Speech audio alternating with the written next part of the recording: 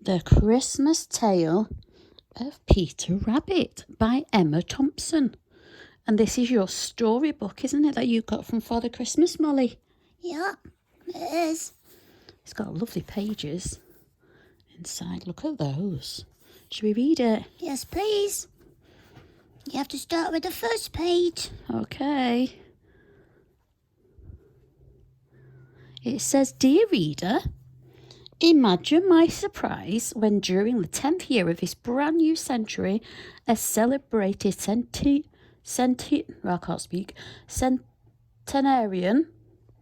with very long ears requested that I pen him a brand new tale.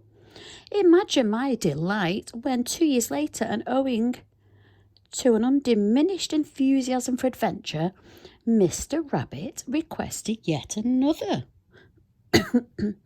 Wild confidence, possibly misplaced, drove me north to the lakes, where I explored his birthplace and the many homes and hideouts of his creator, Miss Potter. At Yew Tree Farm, I made the acquaintance of a most unusual person, whose strength of character and peculiar quirks of nature so impressed themselves upon me that he now appears in the pages which follow. He, as eager as I to divert and to entertain you, humbly I beg leave to remain your faithful servant, E.J. And there's Peter Rabbit. There is. Are you ready? Yep. Rabbits are always very uppity during the Christmas season, and Peter Rabbit was no exception. Oh dear. Do you think he's going to be a naughty Peter Rabbit in this book? It might get up to mischief like in the movie. He might. Yeah. After upsetting a third bowl of mincemeat onto the sandy floor, he was sent to Ants to fetch a cup of suet.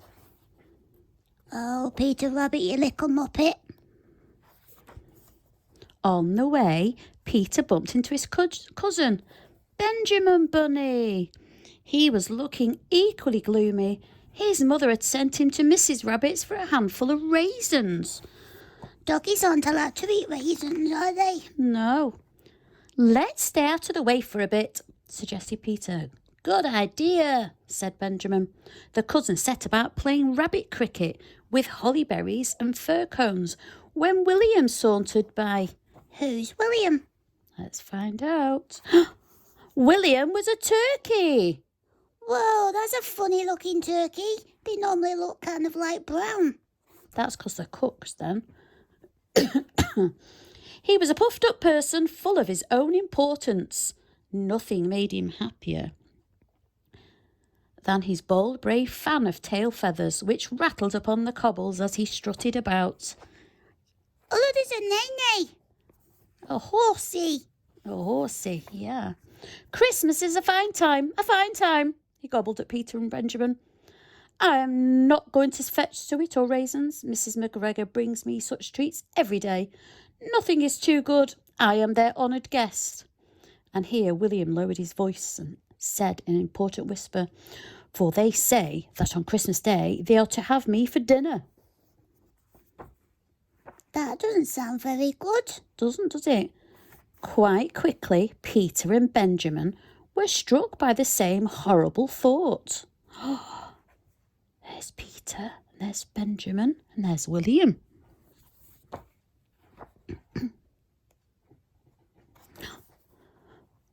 Will you tell him, or shall I? Whispered Benjamin nervously. Because that's what the turkey looks like, Molly, when they've cooked him for the dinner. I feel sorry for William now. Do you? Yeah. Roasted, said William. Are you quite mad to think they would harm a single feather on my exquisite head? Never. And he puffed out his chest even more and rushed about in little cross circles. But then Peter told him that his father had been put into a pie and eaten by Mr. and Mrs. McGregor. Oh no. What happens next? William's wattle went white. What's the wattle? That bit there. Roasted, he said again, very faintly. Peter and Benjamin felt very uncomfortable. Later, in a corner of the sandy burrow, the cousins held a whispered council of war. "We shan't let them do it," said Peter. "How are we going to stop them?" asked Benjamin. "We'll hide him," resolved Peter.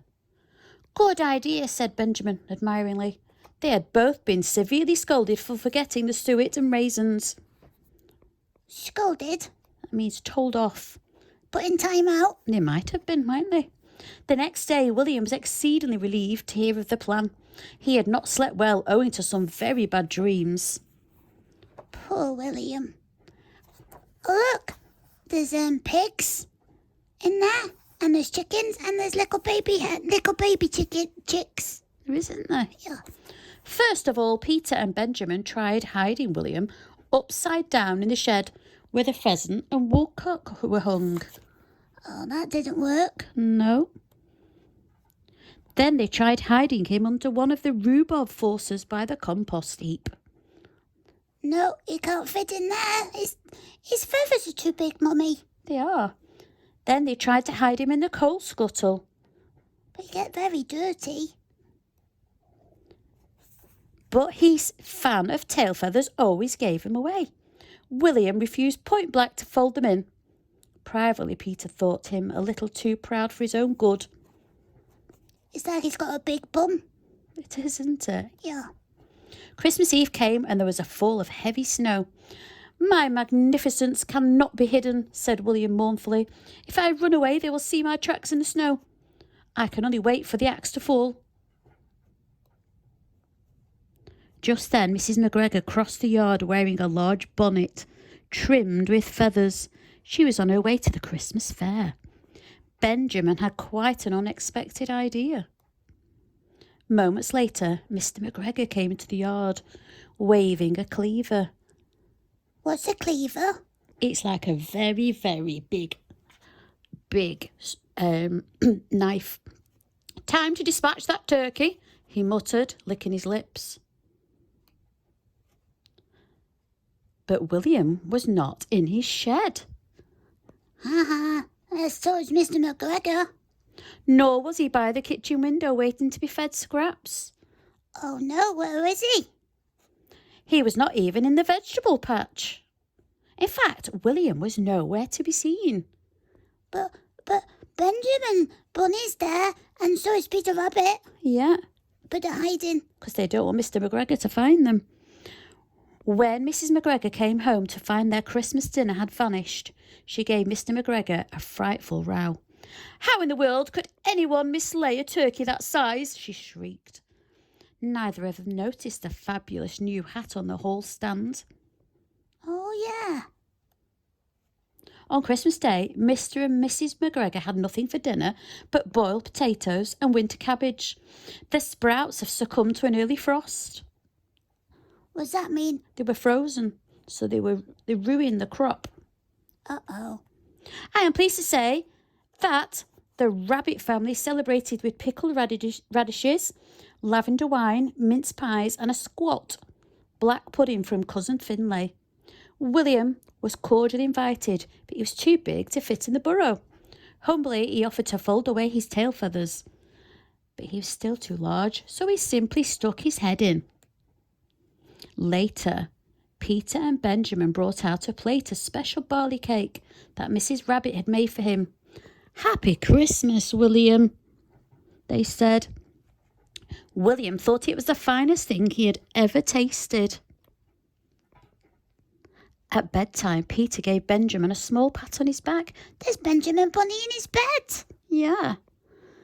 It was your good idea that saved William," he said. "Well done."